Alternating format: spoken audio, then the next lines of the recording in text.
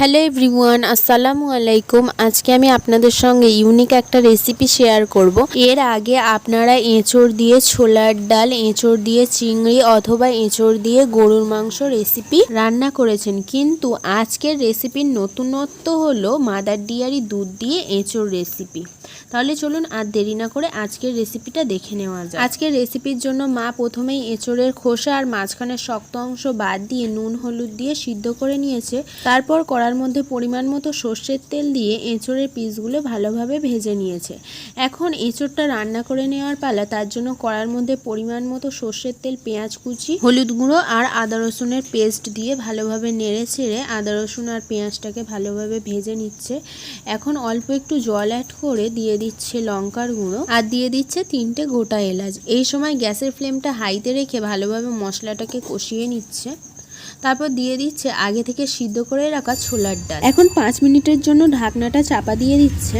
5 minute পর ঢাকনাটা খুলে দিয়ে দিচ্ছে জিরে মরিচের গুঁড়ো আর গোটা লঙ্কা।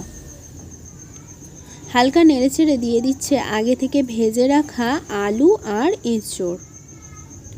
আলু আর এঁচড়টা ভালোভাবে ডালের সঙ্গে মিক্স করে নিচ্ছে। ভালোভাবে মিক্স করে নেওয়া হয়ে গেলে দিয়ে দিচ্ছে পরিমাণ মতো জল।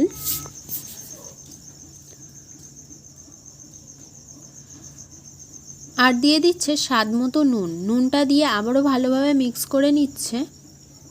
তারপর ঢাকনাটা চাপা দিয়ে দিচ্ছে। কিছুক্ষণ পর কড়ার ঢাকনাটা খুলে আবারও হালকা নেড়েচেড়ে দিচ্ছে। তারপর অল্প একটু চিনি অ্যাড করে আবারও ভালোভাবে মিক্স করে নিচ্ছে।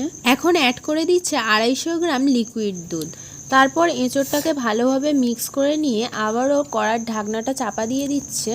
কিছুক্ষণ পর কড়ার ঢাকনাটা খুলে এঁচড়ের তরকারিটা প্রায় শুকনো হয়ে আসলে আজকের এঁচড়ের কোরমা রেসিপিটা সার্ভ করার জন্য রেডি হয়ে যাবে। আজকের রেসিপিটা এই পর্যন্তই। ফিরে আসবো আবারও নেক্সট কোনো রেসিপি নিয়ে। সম্পূর্ণ রেসিপিটা দেখার জন্য ধন্যবাদ।